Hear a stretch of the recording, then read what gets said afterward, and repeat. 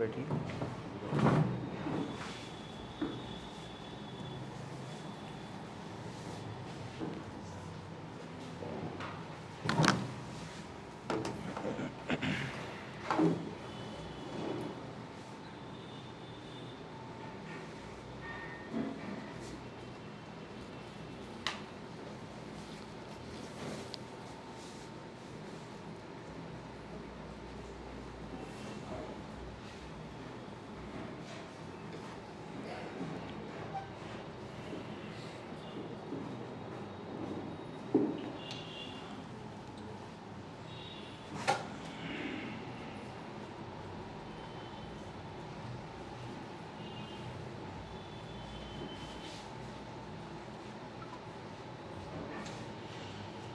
بڑی عمر کے جو طلبہ ہیں ان سے گزارش ہے آگے تشریف لائیں.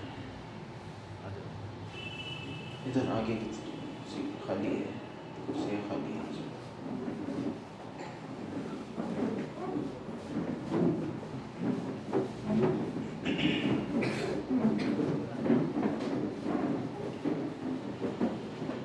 الحمد للہ رب العالمین والصلاة والسلام علی سیدنا محمد سید الاولین والآخرین وعلى آلہ واصحابہ اجمعین.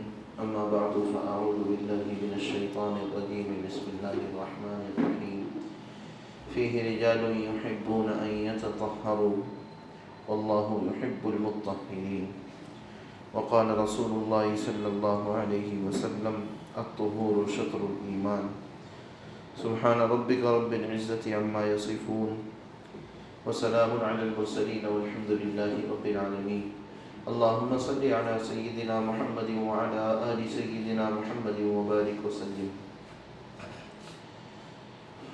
عزیز طلبہ کرام، گزشتہ مجلس میں آپ سب کے سامنے پاکی سے متعلق مسائل اور روزمرہ کی زندگی کے تعلق سے کچھ اہم گفتگو آئی تھی.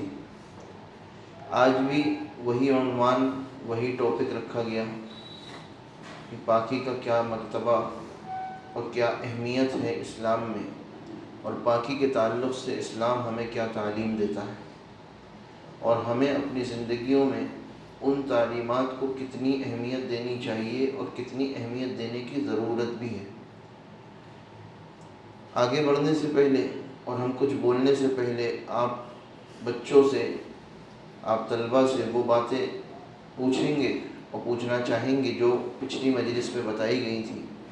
کہ آپ نے پچھلی مجلس میں جو سنا تھا، جیسا کہ ابھی سوال ہو چکا ہے، کہ آپ کو باتیں یاد ہیں یا نہیں؟ بولیں بھائی، بولیں آپ لوگ. پچھلی مجلس میں جو آپ لوگوں نے سنا تھا، آپ لوگ موجود تھے؟ سب لوگ موجود تھے؟ نہیں تھے؟ اکثر لوگ نہیں تھے کیا؟ اچھا، کون نہیں تھا؟ حال بھائی آپ نہیں تھے؟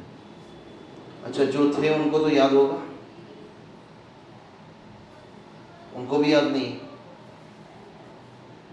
تھوڑا سا ہینڈ دے دیجیے یاد بتا دیں. پاکی اللہ تعالیٰ نے اسلام میں اہم ترین چیز قرار دی ہے، اور اس کی اہمیت بہت زیادہ ہے. قرآن پاک کی جو ابھی آیت پڑھی آپ کے سامنے، جس میں اللہ تعالیٰ یہ فرماتے ہیں، صحابہ کرام کی خصوصیت بیان فرماتے ہوئے کہ ان میں ایسے لوگ ہیں جو پاکیزگی کو پسند فرماتے ہیں، اور اللہ تعالیٰ بھی پاک لوگوں سے بہت محبت کرتے ہیں.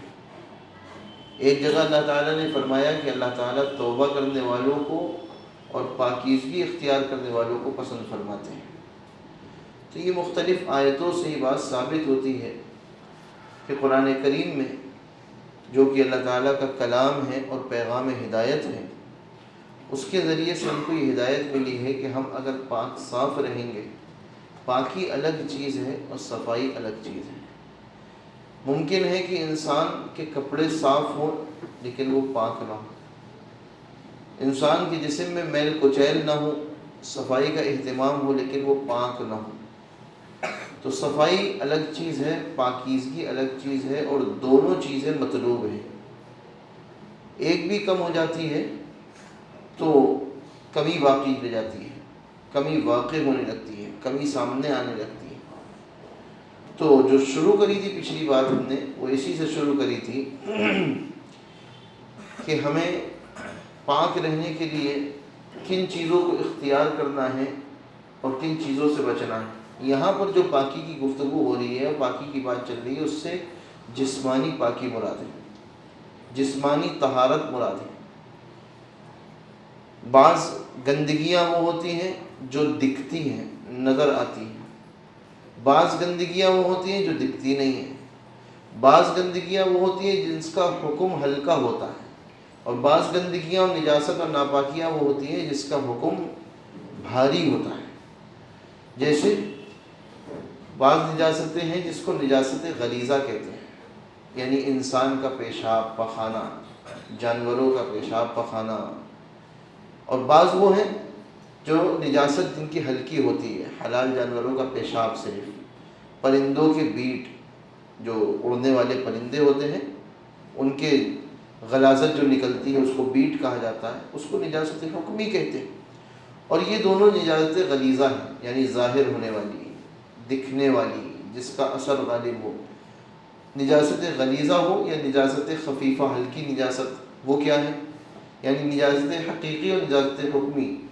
حکمی نجاست کیا ہے کہ وہ ناپاکی جو دکھتی نہیں ہے لیکن قرآن کریم کے حکم سے یا شریعت کے حکم سے اس پر حکم لگایا جاتا ہو، وہ کیا ہے؟ بے وضو ہونا۔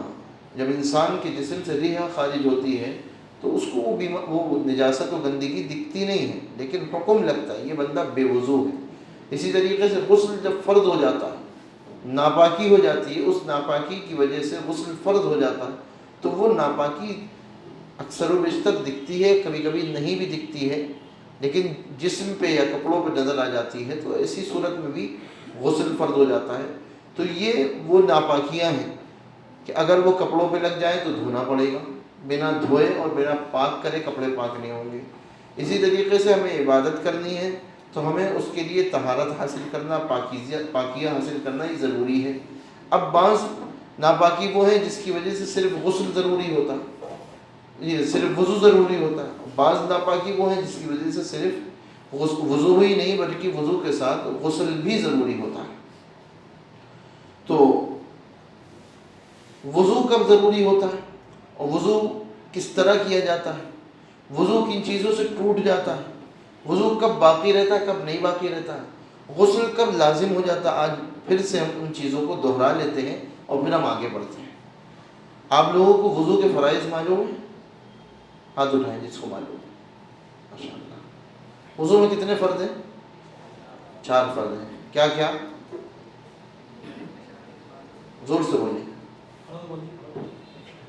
نمبر 1 پیشانی کے بالوں سے تھوڑی کے نیچے تک ایک کان کی لو سے دوسری کان کی لو تک پورا جگہ دھونا۔ نمبر 2 دونوں ہاتھوں کو کونے سمیت دھونا۔ نمبر 3 چوتھائی سر کا مسح کرنا۔ نمبر 4 دونوں پیروں کو ٹخنے سمیت۔ جب وضو کرنے کا ارادہ ہو تو وضو کرنے سے پہلے، یعنی جس وقت وضو کر رہے ہوں تو 4 فرض اس میں لازم و ضروری ہے۔ اگر ان میں سے ایک فرض بھی چھوٹ جائے گا تو ہمارا وضو نہیں ہوگا، وضو نہیں ہوگی تو نماز نہیں ہوگی۔ تو بھائی نے بتایا بالکل صحیح ماشاءاللہ، کیا کہ جب ہم وضو کریں گے تو فرض کا خیال خاص طور پہ رکھیں گے، لیکن سنتوں کا خیال بھی رکھنا چاہیے۔ اگر موقع ہے، پانی موجود ہے تو سنتوں کا خیال تو ضرور رکھنا چاہیے، لیکن فرض ادا کرنے سے فرضیت پوری ہو جائے گی، کام ہو جائے گا۔ فرض کیا ہے وضو میں؟ پیشانی کے بالوں سے لے کر تھوڑی کے نیچے تک، ایک کان کی لو سے دوسرے کان کی لو تک پورا چہرہ دھونا، یہ پہلا فرض ہے۔ دوسرا، دونوں ہاتھوں کو کوہنیوں سمیت دھونا، یہ کونیاں ہے نا، کونیوں سمیت دونوں ہاتھوں کو دھونا۔ تیسرا، 1/4 سر کا مسح کرنا، پورے سر کا 1/4 حصہ بھی اگر مسح کر لیا تو فرض ادا ہو جائے گا۔ اور چوتھا فرض کیا ہے؟ دونوں پیروں کو ٹخنوں سمیت دھونا۔ ابھی انشاءاللہ تھوڑی دیر بعد وضو کی عملی مشق کر کے پریکٹیکلی اعتبار سے بھی آپ کو دکھایا جائے گا، تاکہ آپ کے ذہن میں وضو کا صحیح طریقہ بھی معلوم ہو جائے اور فرائض کے ساتھ ساتھ سنتیں بھی آپ کے سامنے آ جائیں۔ یہ تو فرض ہوا، لیکن اگر ہم وضو کر رہے ہیں تو ہم سنتوں کا بھی خیال رکھیں۔ کس طریقے سے؟ وضو کرنے سے پہلے نیت کرنی چاہیے۔ وضو کیوں کرنے؟ اللہ پاکی حاصل کرنے کے لیے اور ناپاکی کو اپنے جسم سے دور کرنے کے لیے وضو کر رہے ہیں، آپ کی رضا حاصل کرنے کے لیے وضو کر رہے ہیں۔ وضو سے پہلے دعا پڑھنی چاہیے، بسم اللہ العظیم والحمد للہ علی دین الاسلام، یہ وضو سے پہلے دعا ہے، بسم اللہ العظیم والحمد للہ علی دین الاسلام، یہ ہے وضو سے پہلے کی دعا۔ اب وضو کرنے کا ارادہ کیا ہے، نیت کر لی ہے، دعا بھی پڑھ لی ہے، اب دونوں ہاتھوں کو ہمیں گٹوں سمیت دھونا، یہ گٹے ہیں نا رسٹ جسے بولتے ہیں، اس کے سمیت دھونا، اچھی طرح دھونے کے بعد اب ہمیں 3 مرتبہ کلی کرنا۔ مسواک ہو تو مسواک کرنا چاہیے، اور مسواک کا اہتمام کرنا چاہیے، نہ ہونے والی بات نہیں ہونی چاہیے، کیونکہ حدیث پاک میں آتا ہے کہ جو وضو مسواک کے ساتھ کیا جاتا ہے اور جو نماز مسواک کر کے پڑھی جاتی ہے، وہ نماز اس نماز کے مقابلے میں جو وضو بغیر مسواک کے کیا گیا 70 درجے زیادہ ہوتی ہے، 70 گنا زیادہ اس پر اجر و ثواب ملتا ہے۔ اب آپ سوچیں، متوجہ ادھر رہیں، آنے والے آتے رہیں گے، جانے والے جاتے رہیں گے، آپ لوگ متوجہ ادھر رہیے۔ تو مسواک کر کے جو وضو کیا جائے گا اور نماز پڑھی جائے گی، اس پر 70 گنا ثواب زیادہ ملے گا، تو ایسے ہی کرنا چاہیے، مسواک کا اہتمام کرنا چاہیے۔ اور پھر اس کے ساتھ ساتھ اب وضو کا سنت طریقہ ہے 3 مرتبہ کلی کرنا۔ مسواک اگر نہیں ہے تو انگلیوں سے دانتوں کو اچھی طرح صاف کر لینا، پورے منہ میں پانی پہنچا لینا، پھر ناک کی نرم ہڈی تک پانی پہنچانا 3 مرتبہ، جس کو ہم کہتے ہیں ناک میں پانی ڈالنا، اور کوشش کریں اس کو چھنک بھی لیں، اور ناک کے اندر کی ریزش کو الٹے ہاتھ کی چنگلیاں سے صاف کرنا چاہیے۔ 3 مرتبہ ناک میں پانی ڈالنا، پھر اس کے بعد پورے چہرے کو 3 مرتبہ دھونا، 1 مرتبہ پیشانی کے بال سے تھوڑی کے نیچے تک، دائیں ایک کان کی لو سے دوسرے کان کی لو تک دھونا فرض ہے، لیکن 3 مرتبہ پورے چہرے کا دھونا یہ سنت ہے، اہتمام کرنا چاہیے۔ داڑھی اگر ہے تو داڑھی کا خلال کرنا چاہیے، اندر تک، یہ جو ہڈی ہے نا چہرے کی ہڈی، کھال تک پانی پہنچنا ضروری، کھال تک پانی نہیں پہنچے گا وضو نہیں ہوگا، وضو نہیں ہوگا نماز درست نہیں ہوگی۔ تو 3 مرتبہ چہرے کو اس طریقے سے دھونا کہ سنتوں کی رعایت ہو اور مکمل طور پہ ہمارا چہرہ گیلا ہو جائے۔ پھر ہاتھوں کا نمبر آئے گا، پہلے دایاں ہاتھ 3 مرتبہ، پھر بایاں ہاتھ 3 مرتبہ دھونا، انگلیوں کا اس طریقے سے خلال کر لینا چاہیے، ٹھیک ہے نا۔ پھر مسح، پورے سر کا مسح کرنا سنت ہے۔ کس طریقے سے مسح کریں گے؟ یہ 3 انگلیاں ہیں، اس کو یوں کر کے لے جائیں گے پیچھے اور واپس آئیں گے تو یہ انگوٹھے کے ذریعے واپس آئیں گے تو یہ انگلیوں کا کام رہ گیا۔ آگے سے پیچھے جائیں گے تو یہ 3 انگلیاں کا کام ہے، واپس آئیں گے تو اس انگلی کا کام ہے، واپس آئیں گے پورا سر پھر جائے گا۔ اب اس انگلی سے کانوں کے اندر کا مسح کریں گے، انگوٹھے کا کام بچا ہے کانوں کے پیچھے کا مسح کریں گے، اور اس کے بعد ابھی اس کا کام بچا ہے تو ہم گردن کا اس سے مسح کر لیں گے، تو پورے ہاتھ کا ہمارا استعمال ہو جائے گا۔ اور یہ طریقہ سنت سے ہم کو سکھلایا گیا۔ سمجھ میں آ رہی بات؟ مسح ہونے کے بعد کانوں کا مسح ہو گیا، گردن کا مسح ہو گیا، سر کا مسح ہو گیا، تینوں مسح سنت ہے۔ 1/4 سر کا مسح کرنا فرض ہے اور تینوں مسح کرنا سنت ہے، انگلیوں کا خلال کرنا سنت ہے۔ اب ہم نے وضو تو اتنا کر لیا، اور وضو کے درمیان حضور اکرم صلی اللہ علیہ وسلم نے ایک دعا بھی ہم سب کو سکھائی۔ کیا دعا ہے؟ اس دعا کو پڑھنا چاہیے، اللہم اغفر لی ذنبی ووسع لی فی داری وبارک لی فی رزقی، اے اللہ ہمارے رزق میں برکت عطا فرما، اللہم اغفر لی ذنبی، اللہ ہمارے گناہوں کو معاف فرما، ووسع لی فی داری، ہمارے گھر میں کشادگی پیدا فرما، وبارک لی فی رزقی، اور اللہ ہمارے رزق میں برکت عطا فرما۔ یہ وضو کے دوران رسول اللہ صلی اللہ علیہ وسلم نے دعا سکھائی ہے، یہ دعا پڑھنا بھی سنت ہے، اس کا بھی اہتمام کرنا چاہیے۔ پھر آخری میں پیر بچتے ہیں، تو پیروں کو 1 مرتبہ دھونا تو ٹخن و تمیز فرض ہے، اور 3 مرتبہ دھونا سنت ہے، اور اس کے ساتھ ساتھ انگلیوں کا اس چھوٹی انگلی سے خلال کرنا چاہیے، ہاتھ کی چھوٹی انگلی سے اپنے دائیں پیر کی چنگلیاں سے پہلے انگلی تک، انگوٹھے تک، پھر بائیں پیر کے انگوٹھے سے بائیں پیر کی انگلی تک، اس طریقے سے ترتیب وار خلال کرنے سے ہمارا یہ وضو مکمل ہو جائے گا، اور اس میں فرائض کے ساتھ ساتھ سنتوں کا اہتمام بھی ہو جائے گا۔ وضو کرنے کے بعد اب ہمیں دعا پڑھنی چاہیے، کیا؟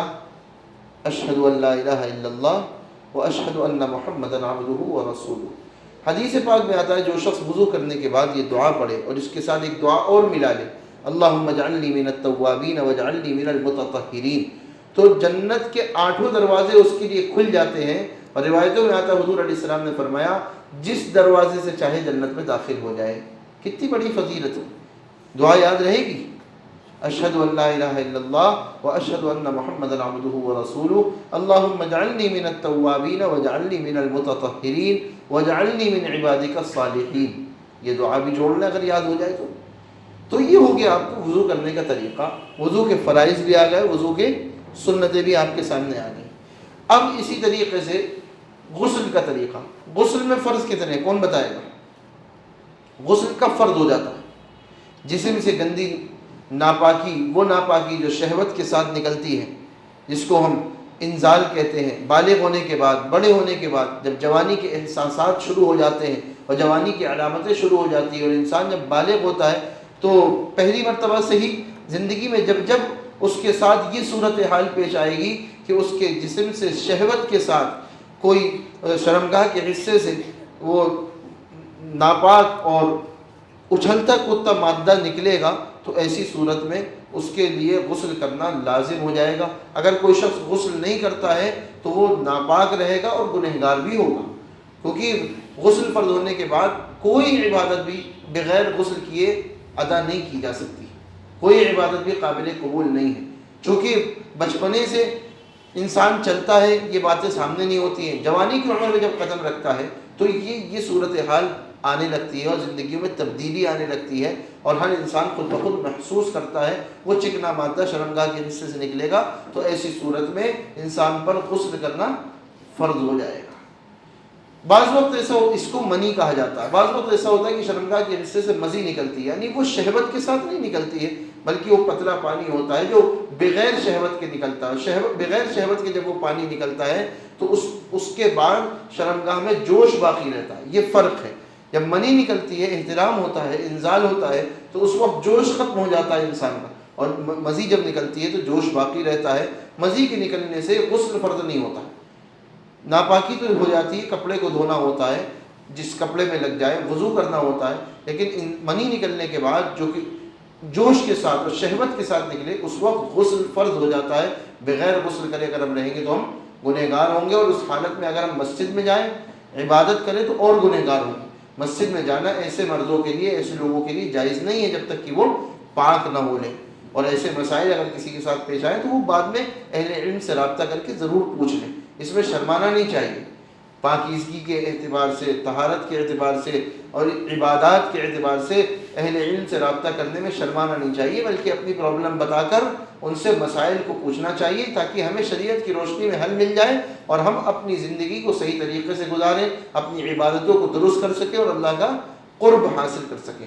تو جب غسل فرض ہو جائے تو اس وقت بطور خاص 3 فرائض کا اہتمام ضروری ہے۔ غسل میں 3 فرض ہوتے ہیں، کون کون بتائے گا؟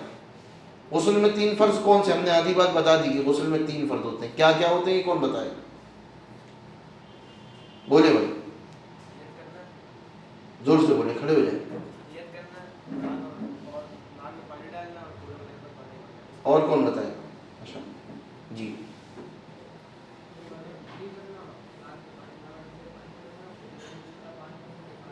جی پہلا فرض کیا ہے؟ منہ بھر کر کلی کرنا، اس طریقے سے کہ روزہ اگر نہیں تو غرارہ بھی کر لیں، حلق تک پانی پہنچ جائے، روزہ ہے تو اس میں احتیاط کریں، گلے تک پانی نہیں پہنچانا ہے، منہ بھر کر کلی کرنا۔ دوسرا فرض ہے ناک کی نرم ہڈی تک پانی پہنچانا، خشک نہ رہنے پائے۔ نرم ہڈی کیوں کہی جاتی ہے؟ کہ جب ہم پانی لیں تو اندر تھوڑا سا کھینچ لیں تاکہ پانی خشکی تک پہنچ جائے، کوئی جگہ سوکھی نہ رہے ناک کے اندر بھی۔ اور تیسرا فرض ہے پورے بدن پر اس طریقے سے پانی بہانا کہ بال برابر کی جگہ سوکھی نہ رہے، بغل میں، نابی کے حصے میں، رانوں کے برابر میں، جتنی چور جگہیں مل مل کر، پورے بدن کو مل مل کر دھونا کہ بال برابر بھی، کوئی حصہ بھی جسم کا سوکھا نہ رہے۔ سردیوں میں خاص طور پہ اس کا خیال رکھنا چاہیے، سردیوں میں جسم کی جو کھال ہوتی ہے وہ سوکھی رہ جاتی ہے، اور اکثر جگہ کبھی کبھی ایسا ہوتا ہے میدانی میں پانی نہیں پہنچ پاتا، اور فرض ادا نہیں ہونے کی صورت میں ہم غسل کرنے کے باوجود بھی ناپاک رہتے ہیں۔ تو مل کر پورے جسم پر اس طریقے سے، کان کے اندر سوراخوں میں، آنکھ کے اندر آنکھوں مل لینا چاہیے، اسی طریقے سے ناک تک پانی پہنچانا چاہیے۔ اور سنت طریقہ، یہ 3 فرض ہوگا غسل کے، غسل کا سنت طریقہ یہ سکھایا گیا کہ سب سے پہلے جب ہم غسل خانے میں داخل ہو تو بسم اللہ پڑھ کر داخل ہو، اپنے جسم سے کپڑوں کو اتارے تو بسم اللہ پڑھ لینا چاہیے، ورنہ شیطان ہمارے جسموں سے کھیلتا ہے، کسی وقت بھی کپڑے اتارے تو بسم اللہ پڑھ کر ہمیں کپڑے اتارنا چاہیے۔ اسی طریقے سے سب سے پہلے جسم سے نجاست کو دور کرنا چاہیے، کہیں پر ناپاکی لگی ہے تو اس کو، ناپاکی کو ختم کر لیں، دھو لیں، صاف کر لیں، اس کے بعد نیت کریں کہ ہم پاکی حاصل کرنے کے لیے غسل کر رہے ہیں۔ اور پھر غسل سے پہلے وضو کرنا سنت ہے، جب غسل کریں غسل سے پہلے وضو کرنا سنت ہے۔ وضو کا طریقہ آپ کے سامنے آ گیا ہے۔ اب آپ نے وضو کر لیا تو آپ کا آدھا جسم تو دھل ہی گیا، اب آپ غسل کرنا شروع کریں تو سب سے پہلے آپ سر میں پانی ڈالیں، ادھر توجہ رکھیں، سب سے پہلے سر میں پانی ڈالیں، اور سر میں جب پانی ڈالیں تو ہاتھ کی انگلی سے بالوں کی جڑوں تک یوں اس طریقے سے سہلا لیں، اندر تک انگلی ڈالیں تاکہ آپ کے بالوں کی جڑوں تک پانی پہنچ جائے اور بال کا سر کے کوئی بال بھی خشک اور سوکھے نہ رہنے پائے۔ پھر اس کے بعد جسم کے اوپری حصے میں یعنی دائنی طرف پانی ڈالیں، پھر نیچے کے حصے میں دائنی طرف پانی ڈالیں، پھر اسی طرح بائیں طرف اوپر، پھر بائیں طرف نیچے، پوری طریقے سے جسم میں پانی ڈال لینا، اور 3 مرتبہ اس طرح کرنا، یہ سنت ہے۔ اس طریقے سے آپ کے غسل کرنے سے آپ کے فرائض بھی ادا ہو جائیں گے جو ابھی عرض کیے گئے، اور اس طریقے سے غسل کرنے سے سنتوں کا بھی اہتمام ہو جائے گا اور آپ کا مکمل غسل ہو جائے گا۔ ایک بات کا خاص خیال رکھنا چاہیے، جب آپ خاص طور پر غسل فرض کر رہے ہوں، ناپاکی کے بعد غسل کرنے گئے ہوں، فرض کی ادائیگی کرنے گئے ہوں، ہوتا یہ ہے کہ غسل خانے میں جب نہا رہے ہوتے ہیں تو جسم سے پانی ڈالتے رہتے ہیں، پانی تھوڑا تھوڑا نکلتا رہتا ہے، نالی میں جاتے رہتا ہے، لیکن کچھ حصہ پانی کا ہمارے جسم کے نیچے یعنی پیروں کے درمیان، پیروں کے آس پاس باقی رہ جاتا ہے، اور نہا کے انسان اکثر و بیشتر بے دھیانی میں غسل خانے سے ایسے ہی باہر آ جاتا ہے اور اہتمام سے پیر نہیں دھوتا۔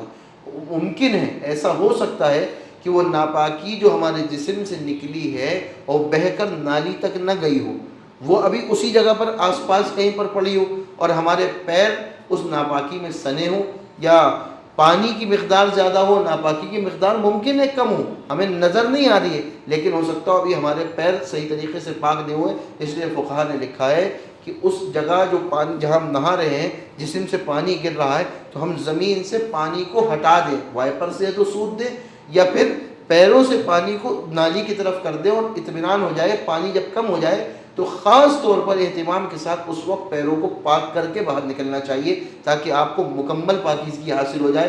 اس کا اہتمام اکثر و بیشتر نہیں ہوتا ہے، انسان نہا تو لیتا ہے، فرائض ادا کر لیتا ہے، سنتیں ادا کر لیتا ہے، خوب صابن لگا لیتا ہے، خوب مل مل کے نہا لیتا ہے، لیکن پیروں کی پاکیزگی اکثر رہ جاتی ہے، تو پنجوں کی پاکیزگی کا بھی خیال رکھتے ہوئے ہمیں غسل خانے سے باہر آنا چاہیے۔ اس طریقے سے ہمیں غسل کرنے سے ہمارا سنت کے مطابق غسل بھی ہو جائے گا۔ اب نواقض وضو، وضو کن چیزوں سے ٹوٹ جاتا ہے، یہ کون بتائے گا؟ بولے بھائی، وضو کب ٹوٹ جاتا ہے، کس سے کن چیزوں ٹوٹ جاتا ہے؟ آپ کے سامنے بات آئی تھی پچھلی مرتبہ، آپ لوگ بتائیے، دیکھیے شرمائیے نہیں، ہم لوگ یہاں سیکھنے بیٹھے ہیں، سکھانے بیٹھے ہیں، اگر ہمارے اندر شرم اور جھجک ہوگی تو پھر ہم لوگ کچھ نہیں سیکھ پائیں گے، سمجھ پائیں گے۔ بہت اچھا موقع ہے، گولڈن چانس ہے۔ بولنے سے کیا ہوتا ہے؟ بولنے سے چیزیں محفوظ رہتی ہیں۔ ہاں بتائیے بیٹا، آپ بتائیے۔ اور خون نکل جانے سے، اور بتائیں، اور کون بتائے گا؟ اور کون بتائے گا؟ کھڑے ہو کے اپنی جگہ سے بتا دیں۔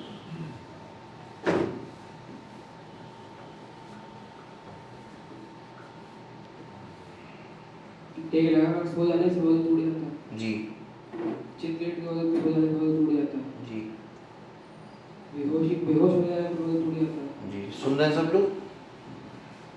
جی، مجنون ہو جانے سے وضو ٹوٹ جاتا ہے۔ خون نکلنے سے، پیپ نکلنے سے وضو ٹوٹ جاتا ہے۔ اگر خون نکل کے بہہ گیا تو وضو ٹوٹتا ہے۔ خون کا نکل کر اپنی جگہ سے بہہ جانے سے وضو ٹوٹ جاتا ہے۔ ٹیک لگا کر سو جائیں تو وضو ہمارا ٹوٹ جائے گا۔ جسم سے پیشاب پخانہ نکل جائے تو وضو ٹوٹ جائے گا۔ ریح خارج ہو جائے تو وضو ٹوٹ جائے گا۔ ان چیزوں کا اہتمام کرنا چاہیے کہ یہ چیزیں وضو کو توڑ دینے والی ہیں۔ پاگل ہو گئے، بے ہوش ہو گئے، سو گئے، ان چیزوں سے وضو ہمارا ساقط ہو جائے گا۔ شرمگاہ کے حصے کے آگے یا پیچھے کسی بھی حصے سے کچھ نکل جائے تو وضو ہمارا ختم ہو جائے گا، ان چیزوں سے وضو ٹوٹ جائے گا، وہ ہمیں دوبارہ وضو کرنا پڑے گا۔ عام طور پر قرآن پڑھنے والے جو بچے ہیں وہ اس غلطی میں مبتلا ہوتے ہیں، اور جان بوجھ کر وہ اس غلطی میں مبتلا ہیں کہ وہ ان کا وضو اکثر و بیشتر ختم ہو جاتا ہے، ٹوٹ جاتا ہے، اس کے باوجود وہ قرآن پڑھتے رہتے ہیں اور وضو نہیں کرنے جاتے۔ یہ بہت بڑی بے ادبی اور بے احترامی ہے، قرآن کے ساتھ کھلواڑ ہے، اور اللہ تعالیٰ کی طرف سے جو حدیں مقرر ہیں ان حدوں کو توڑا جاتا ہے۔ کوئی بھی طلبہ ایسا نہ کرے، بلا جھجک جس وقت ایسی صورتحال پیش آ جائے، انسان ہے، ہو جاتا ہے، اجازت لے کر جا کر وضو کر کے آئیں، پھر قرآن پڑھیں، ٹھیک ہے نا؟ تو نواقض وضو بھی آپ کے سامنے آ گئے۔ اب نواقض وضو کا خیال رکھنا ہے کہ کن چیزوں سے وضو ٹوٹ جاتا ہے۔ اب آگے ہم چلتے ہیں۔ بعض یہ تو آپ کو سامنے جسمانی اعتبار سے ہم نے مسائل بیان کیے ہیں. کچھ چیزیں ہیں جن کا تعلق روح سے ہے، اور عام طور پر روح کے تعلق سے جو پاکیزگی حاصل ہونی چاہیے وہ معلوم نہیں ہوتی ہے، معلوم ہوتی ہے تو اس پر عمل نہیں کیا جاتا. اصل میں اللہ تعالیٰ دیکھو پاک ہے، اور اللہ تعالیٰ کو پانے کے لیے پاک ہونا ہر اعتبار سے ضروری ہے. غور سے سننا، آپ لوگ یہاں کیوں آئے؟ وقت فارغ کر کے آئے ہیں، کچھ حاصل کرنے، کچھ سیکھنے آئے ہیں، اور ہم بھی اسی لیے آئے کہ ہمیں بھی کچھ حاصل ہو جائے. تو بھائی ہم صحیح طریقے سے سیکھیں گے تو ہمیں فائدہ ہوگا. ہم سب مسلمان ہیں، اچھے مسلمان بننا ہے، اچھا نبی علیہ الصلوۃ والسلام کا امتی بننا ہے، دیندار بننا ہے، ایسا بننا ہے جس سے ہم سے ہمارے اللہ راضی ہو جائے، ہمیں اللہ کا قرب نصیب ہو جائے، ہماری آخرت بن جائے، ہمارے دنیا کے مسئلے ختم ہو جائے. آپ لوگ جب یہاں سے سیکھ کے جائیں گے تو آپ نمونہ بنیں گے انشاءاللہ دوسروں کے لیے. آپ اللہ تعالیٰ پھر ممکن ہے آپ کو پسند فرما لیں گے، اور آپ کے جذبات کے تحت اللہ تعالیٰ آپ کو پھر نواز دیں گے. تو اللہ تعالیٰ پاک ہے، اور اللہ تعالیٰ کو کوئی شخص اگر پانا چاہے تو مومن کو ہر قسم کی گندگیوں سے پاک ہونا ضروری ہے. اللہ تعالیٰ سے جڑنے کے لیے اور اللہ تعالیٰ کو پانے کے لیے ہر طرح کی گندگی، صرف ظاہری نہیں، صرف جسمانی نہیں، جسمانی گندگی سے زیادہ ضروری ہے روحانی گندگیوں کو دور کرنا. تو اس کے چند درجات لکھے ہیں مشائخ نے. پہلا ہے جسم کی طہارت کو حاصل کرنا، بدن کی پاکیزگی کو حاصل کرنا، جس میں غسل کا فرض آتا ہے، آپ کے سامنے آ گیا. استنجے کا طریقہ آتا ہے، استنجا کب، ابھی ہم نے استنجے کا طریقہ نہیں بتایا، ہم آپ کے سامنے استنجے کا طریقہ بتاتے ہیں اور استنجے کا مسنون طریقہ بتاتے ہیں. استنجا کرنے کا طریقہ کیا ہے کہ جس وقت ہمیں ضرورت ہو ٹوائلٹ جانے کی تو ہم اس وقت پہلے تو باہر ہی دعا پڑھ لیں، بسم اللہ اللہم انی اعوذ بک من الخبث والخبائث، کہ اللہ کے نام سے شروع کرتا ہوں، اللہ کے نام سے اندر جاتا ہوں، اور اللہ آپ کی پناہ چاہتا ہوں میں خبیث جناتوں سے اور شیاطین سے. کیونکہ ناپاکی جہاں ہوتی ہے، گندگیاں جہاں ہوتی ہیں، وہاں شیاطین اور جناتوں کا تسلط ہوتا ہے. وہاں ہمیں نظر نہیں آتی ہے مخلوق، لیکن وہ وہاں مخلوق وہ موجود ہوتی ہے، اور پھر وہ ہمارے ساتھ روحانی اعتبار سے کھلواڑ کرتے ہیں.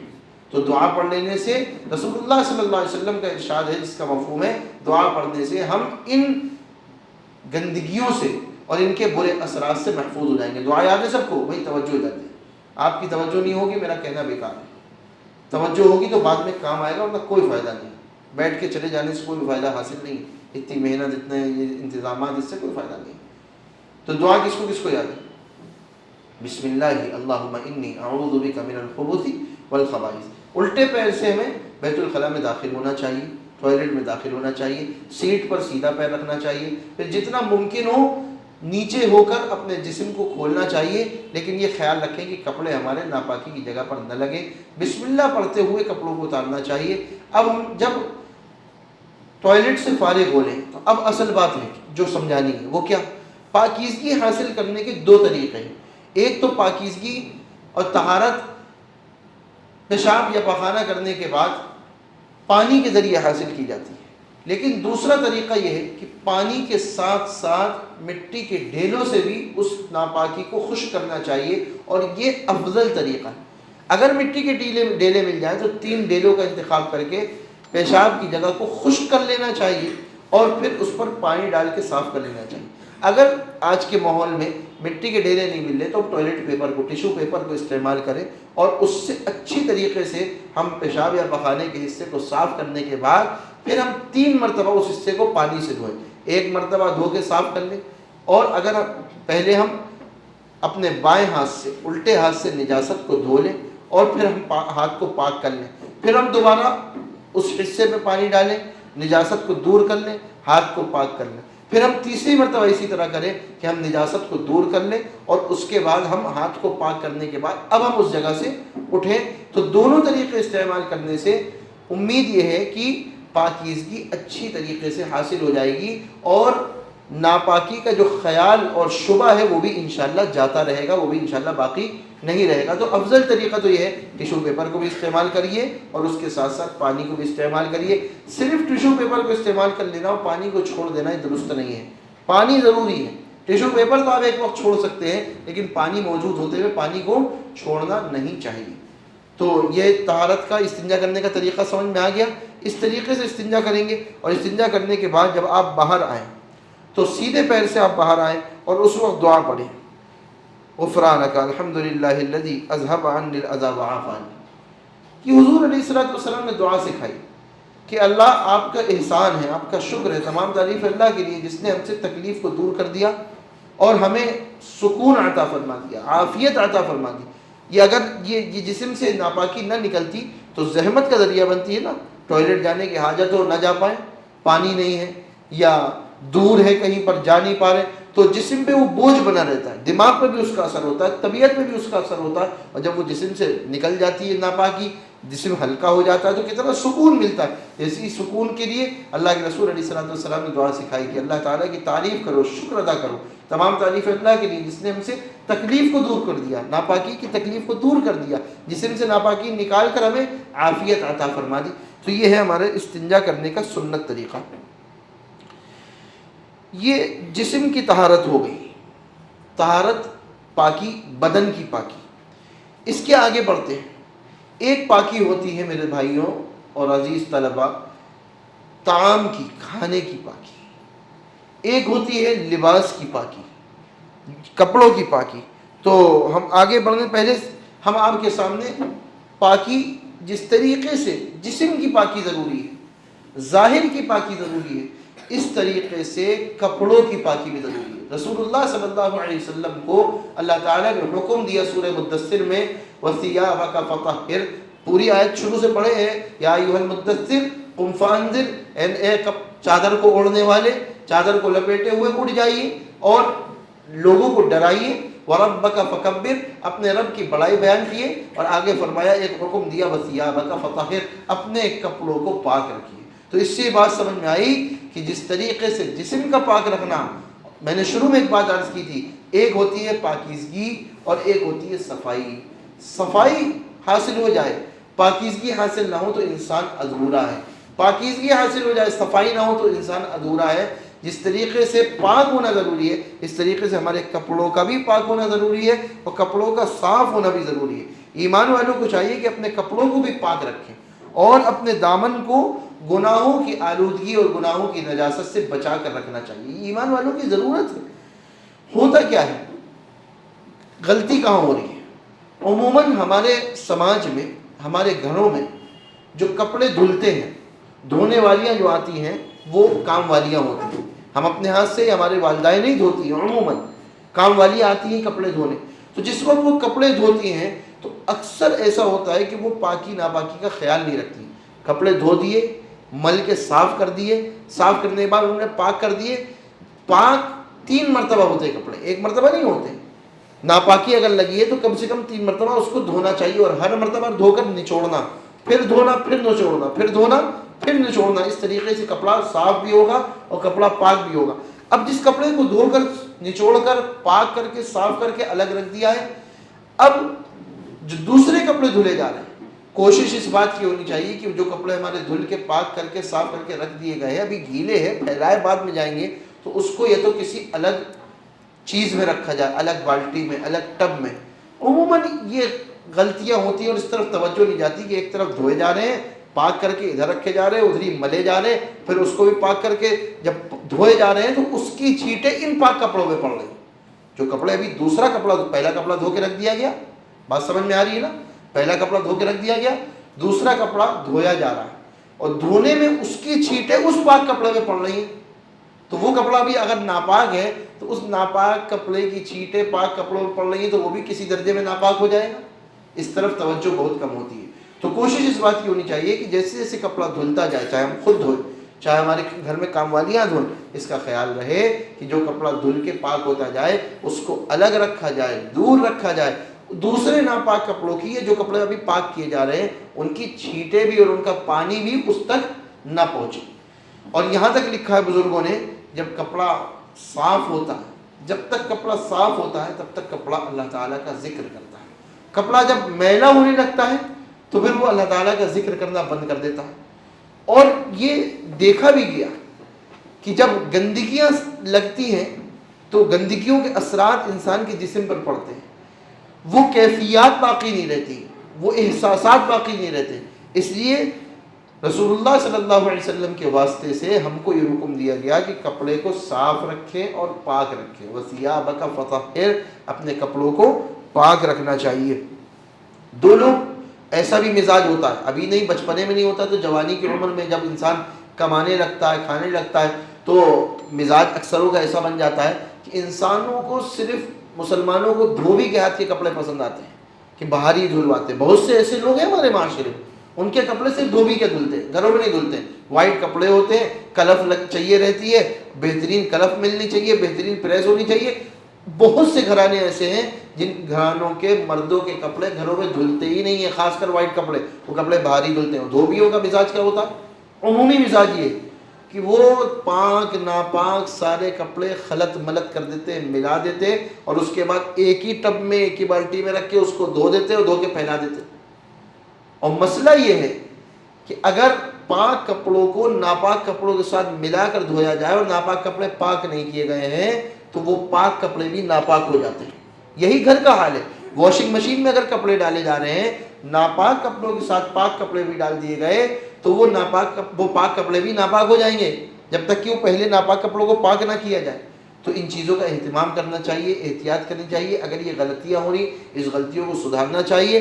گھر میں آنے والی کام والیوں کو متوجہ کر کے ان کو خود پاکی کا طریقہ سکھلا دیں کہ ہمارے کپڑے اس طریقے سے دھوئیں کہ بھائی کپڑے پاک ہوں گے. نماز کی درستگی کے لیے ایک شرط ہے نا کپڑوں کا پاک ہونا. جس طرح بدن کا پاک ہونا شرط ہے، جگہ کا پاک ہونا شرط ہے، اس طرح کپڑوں کا پاک ہونا بھی شرط ہے. کپڑے ناپاک ہیں، بہترین کلف لگے ہوئے ہیں، پریس کیے ہوئے ہیں، چمچما رہے ہیں، کہیں سلبٹیں بھی نہیں پڑی ہیں، لیکن ہے ناپاک، تو کیا فائدہ اس عبادت سے جو ہماری ساری عبادتوں کو ختم کر دے، خراب کر دے. خاص کر وہ حفاظ اکرام جو تراویح کی امامت کریں، ان کے کپڑے اگر ایسے ہوں تو کیا ہوگا؟ سب کی نمازیں خراب ہوں گی. فرائض پڑھا رہے تو سب کے فرائض خراب ہوں گے. تو اس کا اہتمام کرنا چاہیے. تو ایک ہو گئے لباس کی پاکیزگی، دوسری ہے کھانے کی پاکیزگی. یہ تذکرہ پچھلی مجلس میں بھی آیا تھا لیکن مختصر انداز میں آیا تھا. دیکھو کھانے کا اثر قلوب پر پڑتا ہے. اللہ تعالیٰ نے قرآن کریم میں ارشاد فرمایا ہے کلوا من الطیبات واعملوا صالحا. حفاظ اکرام کا مجمع ہے نا، یہ آیت پاک یاد ہے نا سب کو. کیا کہا گیا؟ پاکیزہ کھانا کھاؤ اور نیک اعمال کرو. مفسرین نے اس آیت کا ربط نکالا کہ یہ جو جملہ اللہ تعالیٰ نے فرمایا اس سے سمجھ میں آتا ہے کہ پاک کھانے کے اثرات یہ ہوتے ہیں کہ اس کی برکت سے نیک اعمال کی توفیق ملتی ہے.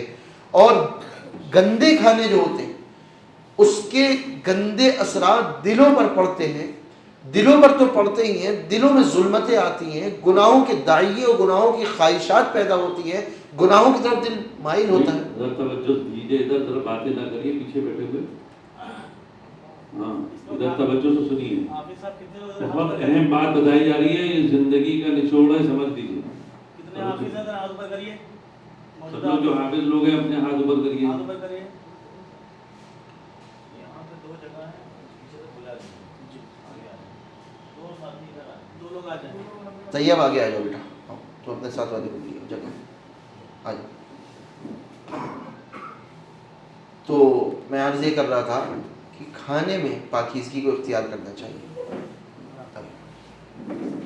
توجہ سے سنیں، ہم موجودہ وقت کے اعتبار سے کچھ بات کہنا چاہ رہے ہیں. حفاظ اکرام پر اللہ تعالیٰ کی خاص کرم اور خاص عنایات ہوتی ہیں. دیکھا یہ گیا، تجربے کی بات ہے، جو حفاظ اکرام ہوتے ہیں ان پر ذہنی اعتبار سے، جسمانی اعتبار سے قرآن پاک کو یاد کرنے کی بے پناہ محنت لگتی ہے. اور اللہ تعالیٰ کا فضل ہے کہ اللہ اپنی کتاب کو یاد کرنے اور حفظ کرنے کی محنت میں اور اس کی خدمت میں لگائے ہوئے. اور اللہ تعالیٰ کی طرف سے ہی یہ فطری قانون اور نظام بھی ہے کہ عموماً یہ دیکھا گیا کہ جو حفاظ اکرام ہوتے ہیں یا جو بچے حافظ حفظ کی محنت میں لگے ہوتے ہیں ان کی خوراک بھی ماشاءاللہ زیادہ ہوتی ہے. کھانے پینے کے شوقین بہت ہوتے ہیں وہ بچے، یہ عمومی اعتبار سے دیکھا گیا.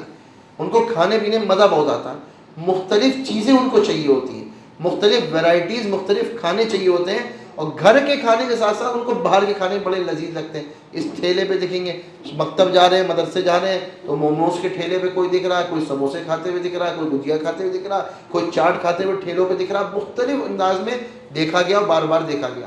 آپ لوگ اس کی گواہی دیں گے، آپ کی ہنسی بتا رہی ہے کہ ایسا ہے.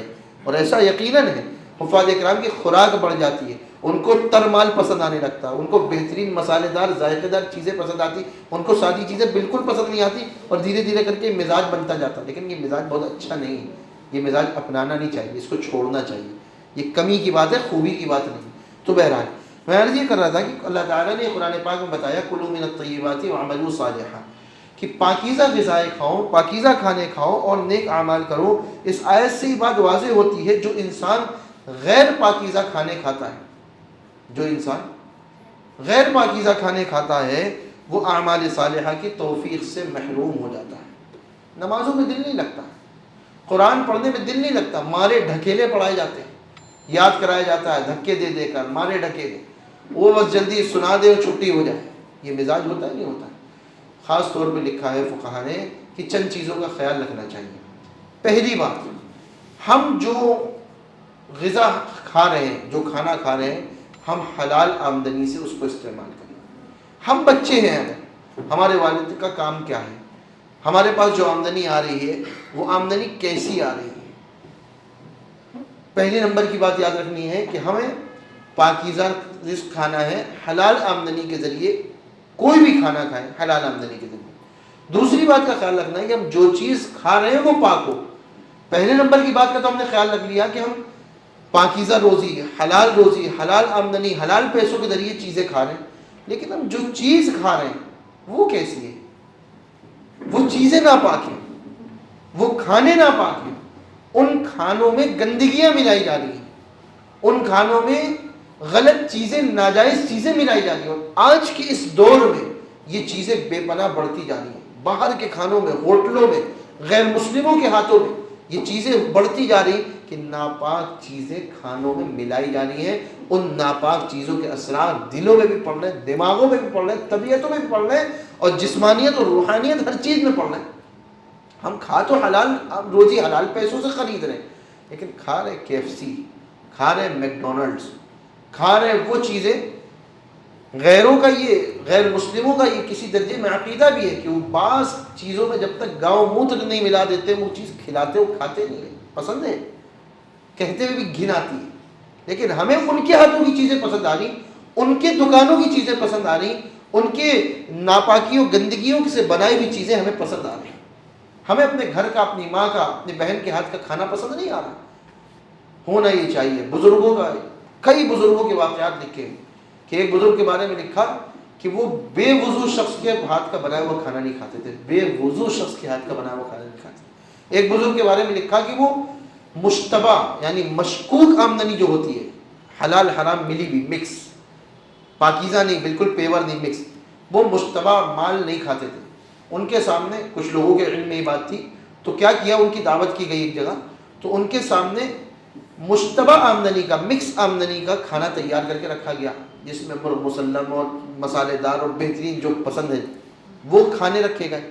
اور پیور جائز حلال آمدنی سے روٹی اور دال بنا کے رکھی گئی، خشک روٹی اور دال. اللہ والوں کے ساتھ اللہ کی مدد ہوتی ہے جب بندہ نیت کرتا ہے کہ ہمیں غلط کو چھوڑنا ہے، صحیح کو، اچھائی کو، اچھی چیزوں کو اختیار کرنا، اللہ مدد فرماتا ہے. تو ان بزرگ نے دال اور روٹی کھائی اور کسی نے ان کو بتایا نہیں کہ ایسے اس مال سے آپ کے لیے یہ چیزیں تیار کی گئی.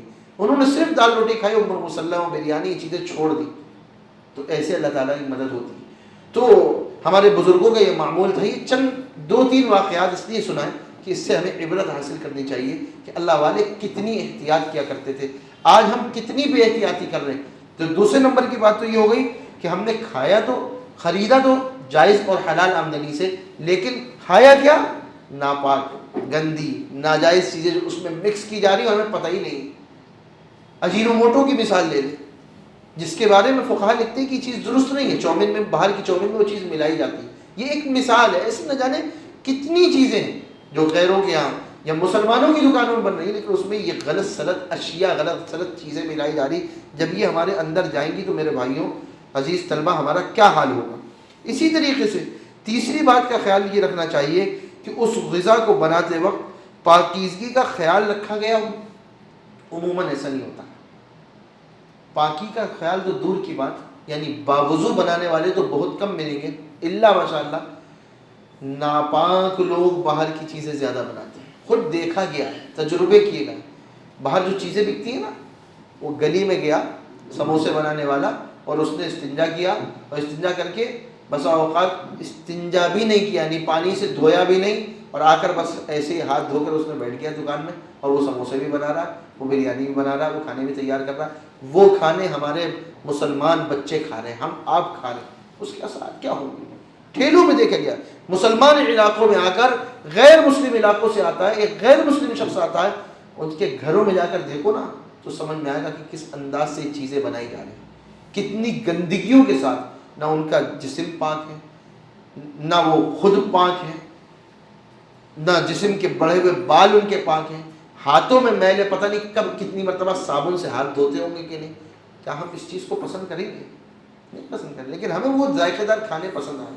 اس لیے کھانے کی پاکیزگی انتہائی ضروری ہے، اور یہ اللہ تعالیٰ کا قانون ہے. یہ آیت پاک ہمیں بتا رہی ہے، یہ پوری نشاندہی کر رہی ہے کہ نیکیوں کا تعلق، نیک اعمال کا تعلق پاکیزہ غذا سے جڑا ہوا ہے.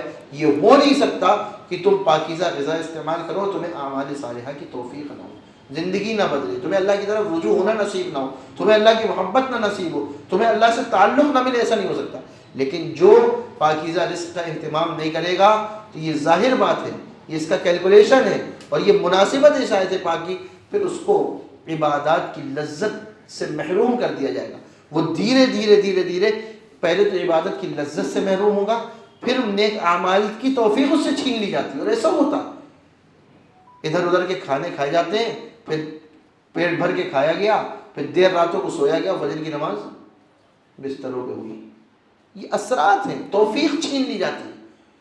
اللہ تعالیٰ اثرات، برے اثرات ڈال دیتے ہیں اور اچھے اثرات نکال لیتے ہیں. نیکیوں کے اعمال صالحہ کی توفیق چھین لیتے ہیں، بندے کو اپنے سامنے کھڑے ہونے سے محروم کر دیتے ہیں، اپنا کلام پاک پڑھنے سے محروم کر دیتے ہیں، اپنی یاد کی لذت سے محروم کر دیتے ہیں. ہم کم سے کم یہ مجمع، یہ نوجوان طلبہ، یہ بہت چنا ہوا مجمع اللہ تعالیٰ کی طرف سے بھیجا گیا ہے. ہم اپنی اصلاح کی نیت سے آئیں تو ہم آج سے نیت کر کے اٹھیں کہ ہم کھانے میں احتیاط کریں گے. ہر جگہ کا کوشش کریں گھر کا کھانا کھائیں، کوشش کریں مسلمانوں کے ہاتھ کا کھائیں انشاءاللہ، کوشش کریں ایسی جگہ کھائیں. اگر ہمیں باہر کا کھانا ہے تو کچھ جگہ ڈیسائیڈ کریں، چوز کریں ایسی جگہ جہاں پکانے والا کم سے کم باشرہ ہو، صاف ستھرا کسی درجے میں ہو. ہم گھر میں پلیٹ گندی ہو تو اس میں کھانا کھانا پسند نہیں کرتے، اور باہر کی پلیٹوں بریانی اس طرح کھاتے، ساری جھوٹی پلیٹیں ایک ٹب میں ڈال دی جاتی، نکال کے لا کے رکھ دی، اس میں بریانی دی جاتی، اور کتنی مزے سے باہر جا کے انسان کھاتا ہے.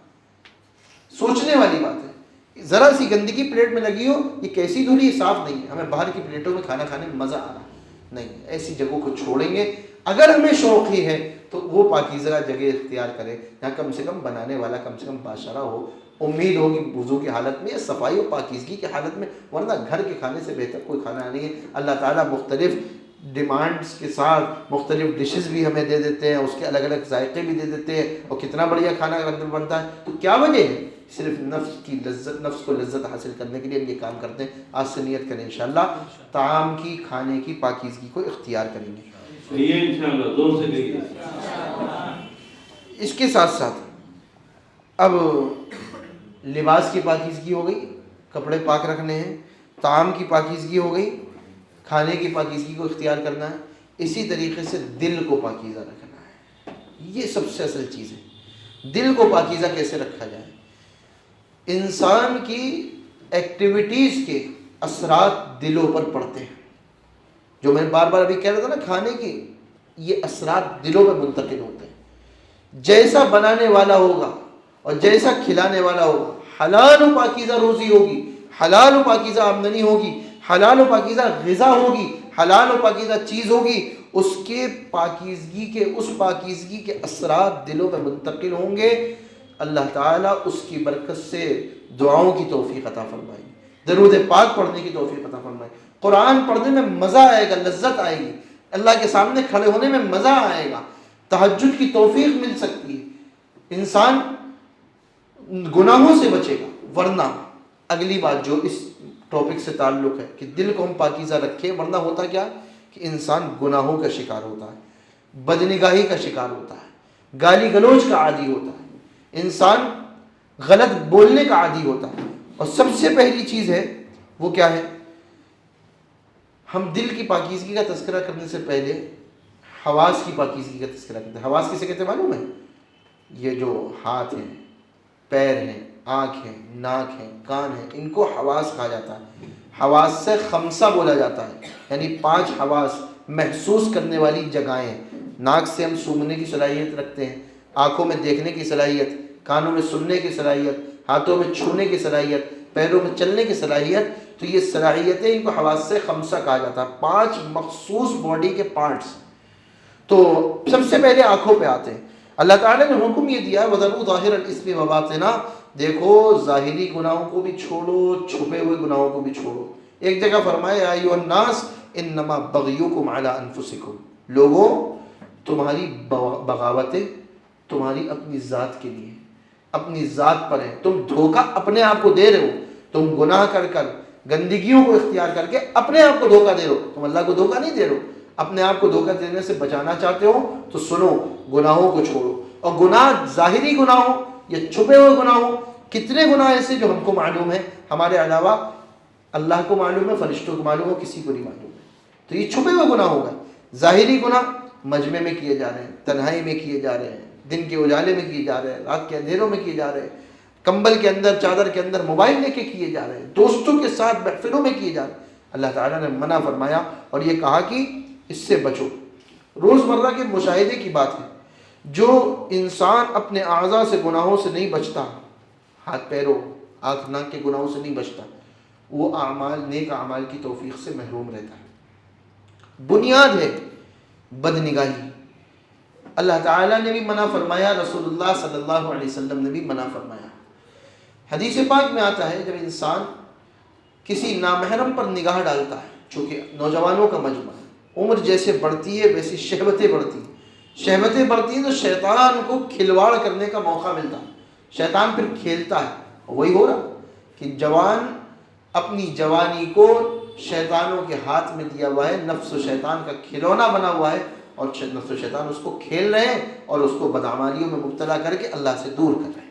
تو نگاہوں کا معاملہ یہ ہے کہ اللہ کے رسول صلی اللہ علیہ وسلم نے ارشاد فرمایا، جو شخص اپنی نگاہوں کی حفاظت کرتا ہے اللہ اس کو عبادت کی لذت عطا فرماتے ہیں. ایسے کسی نیکی کی توفیق عطا فرماتے ہیں جس نیکی کے مزے کو، جس نیکی کی لذت کو انسان محسوس کرتا، تجربہ کر کے آج سے دیکھ لینا، شروع کرنا اس کا تجربہ کہ ہم آج سے اپنی نگاہوں کی حفاظت کریں گے انشاءاللہ. آج سے کسی نامحرم پر نگاہ نہیں ڈالیں گے. جتنی لڑکیاں ہیں، جتنی عورتیں ہیں، ہماری ماں، بہن، بیٹی، اسی طریقے سے نانی، دادی، پھپھی وغیرہ کے علاوہ یہ سب نامحرم رشتہ دار ہیں. سڑک میں چلنے والی تو بدرجہ اولا نامحرم ہیں، اجنبیہ ہیں. اللہ کے رسول علیہ الصلوۃ والسلام نے ارشاد فرمایا، جس کا خلاصہ اور مفہوم ہے، النظر سہم مسموم من سہام ابلیس. نظر جو ہے نا، یہ ابلیس یعنی شیطان کے تیروں میں سے ایک زہریلا تیر ہے. جہاں تک نگاہ جاتی ہے انسان کے خیالات وہاں تک جاتے ہیں. ایک جگہ تو یہ فرمایا الناظر والمنظور کلاہما فی النار. جو مرد بن سور کر، تیار ہو کر، سج دھج کر اس نیت سے باہر نکلے کہ مجھ پر نگاہیں پڑیں، لڑکیاں میری طرف متوجہ ہوں، میری تعریف کی جائے، میرا حسن دیکھا جائے، خوبصورتی دیکھی جائے، میرے کپڑے دیکھے جائیں، اور نامحرم میری طرف مائل ہوں، الناظر. اور دوسرا جملہ فرمایا والمنظور، وہ عورت جو بن سور کر، خوبصورت بن کر، ڈیکوریشن کر کے اپنے آپ کو سنوار کر اس لیے نکلے کہ لوگ میری طرف متوجہ ہوں. اللہ کے نبی نے فرمایا صلی اللہ علیہ وسلم کلاہما فی النار، دونوں کے دونوں جہنم کی آگ میں جلیں گے، دونوں کا ٹھکانہ جہنم. سوچے جوانی کے جوش میں یہ چیز ہوتی ہے، خیالات بھی نہیں جاتے، ہم گناہ کا ذریعہ بن رہے. جتنے ہماری طرف متوجہ ہوں گے، اگر ہم اس نیت سے سنور رہے ہیں، اس نیت سے بن سنور رہے ہیں، اس نیت سے سجاوٹ اختیار کر رہے ہیں، اس نیت سے خوبصورتی اختیار کر رہے ہیں کہ نامحرم متوجہ ہوں، تو ہم تو گناہ کا ذریعہ بن رہے ہیں. اور جتنے متوجہ ہوں گے سب کے گناہوں کا ذریعہ، گناہوں کا وبال ہمارے اوپر آئے گا، اور ہم اس کا انجام بتا دیا گیا کہ وہ جہنم میں ہوں گے. اس لیے بنیادی بات ہے نگاہوں کی حفاظت کرنا. آج سے نیت کریں. اسی طریقے سے توجہ نہیں ہے، لگا توجہ نہیں ہے. زور سے کہیے انشاءاللہ. کیا ارادہ نہیں ہے کیا؟ اللہ سے دعا بھی کرنا ہے اور اپنا ارادہ بھی کرنا ہے کہ اللہ ہم کو گناہوں سے، ایسے گناہوں سے بچائے جس سے ہمارا دل اور ہمارا ایمان خراب ہو جائے. اللہ حفاظت فرمائے. تو یہ نگاہ کی بات ہو گئی. دوسری بات کانوں کی. کانوں سے غلط چیزیں سننا، غیبتیں سننا، برائیاں سننا یا گانے سننا. بلوٹوتھ کا زمانہ ہے، اسکوٹر چلا رہے ہیں، کار چلا رہے ہیں، راستوں میں چل رہے ہیں، کان میں بلوٹوتھ لگا لیا، موبائل چل رہا ہے، اس میں گانے چل رہے ہیں، موسیقیاں پسند آ رہی ہیں. اللہ کے رسول علیہ الصلوۃ والسلام نے فرمایا میں میوزک اور گانوں کے آلات کو توڑنے کے لیے دنیا میں بھیجا گیا ہوں. یعنی آپ کے آنے کے مقاصد میں ایک مقصد یہ بھی تھا. آپ نے بالکل بھی اس کو پسند نہیں فرمایا. حتیٰ کہ ایمان والوں کے لیے تو یہ حرام کے درجے میں کہ میوزک یہ تو پسندیدہ ہے نہیں. شریعت کے کسی بھی معاملے میں ہو، کسی بھی جگہ، کسی بھی موقع پر گانوں کو، میوزک کو بجانا، گانوں کو بجانا یہ جائز ہی نہیں قرار دیا جائے. اللہ کے رسول علیہ السلام ہجرت کے موقع پر جب تشریف لے گئے تو گانے والیاں کچھ بچیوں نے گانے گانا شروع کر دیے تھے. اللہ کے رسول علیہ السلام نے منع فرمایا اور تربیت فرمائی اس انداز سے نہیں، اس انداز سے کہو. یہ تو غیروں سے مشابہت رکھتا ہے، یہ عمل، یہ طریقہ تو غیروں سے مشابہت رکھتا ہے. یعنی چھوٹی بچیاں تھیں، آپ نے اس وقت صحابہ اکرام کو متوجہ کیا. جو صحابہ اکرام خوشیوں میں منتظر تھے کہ آقا علیہ الصلوۃ والسلام ہمارے شہر مدینہ تشریف لا رہے ہیں، آپ نے اس وقت بھی، اس موقع پر بھی کہ متوجہ کر کے تربیت فرمائی. تو ہم یہ سوچیں کہ گانے، کان سے گانوں کا سننا، کانوں سے برائیوں کا سننا، غیبتوں کا سننا، غلط باتوں کا سننا، گالی گلوچ کا سننا، یہ کانوں کا گناہ ہے. اسی طریقے سے زبان کا گناہ، غیبتیں کرنا، جھوٹ بولنا، چغلی کرنا. جھوٹ کے بارے میں فرمایا رسول اللہ صلی اللہ علیہ وسلم نے، جس کا خلاصہ مفہوم ہے کہ مومن سب کچھ ہو سکتا ہے لیکن جھوٹا نہیں ہو سکتا. مومن سب کچھ ہو سکتا، جھوٹا نہیں ہو سکتا. دنیاوی نفعوں کے خاطر، دنیاوی پکڑ سے بچنے کے خاطر انسان جھوٹ بولتا ہے. لیکن اللہ نے فرمایا ہے، یاد ہوگا حافظوں کو آیت، الا لعنت اللہ علی الکاذبین، جھوٹوں پر اللہ کی لعنت ہوتی ہے. کوئی چاہے گا اللہ کی لعنت لینا؟ سچ بولنے کی عادت کرو.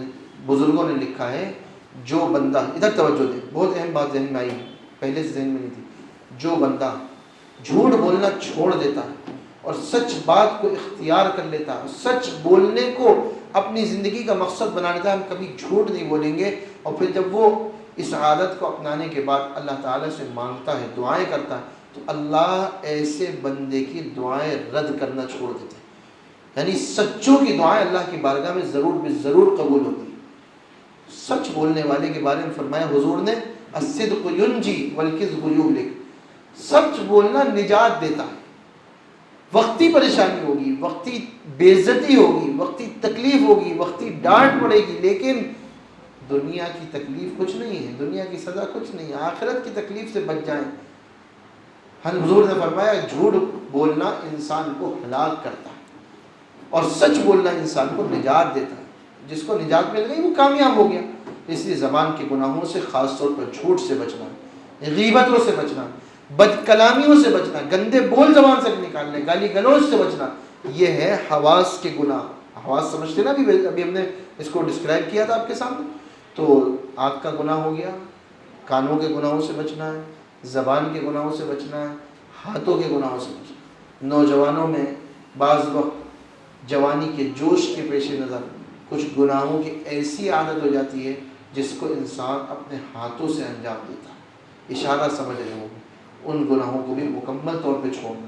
ہاتھوں کے گناہوں میں ایک گناہ یہ بھی ہے کہ انسان موبائل لیا ہے، اب اس موبائل کا غلط استعمال کر رہا ہے، اس موبائل کے ذریعے اپنی انگلیوں کے ذریعے موبائل میں مختلف فیچرز کھول رہا، مختلف ایپس کھول رہا.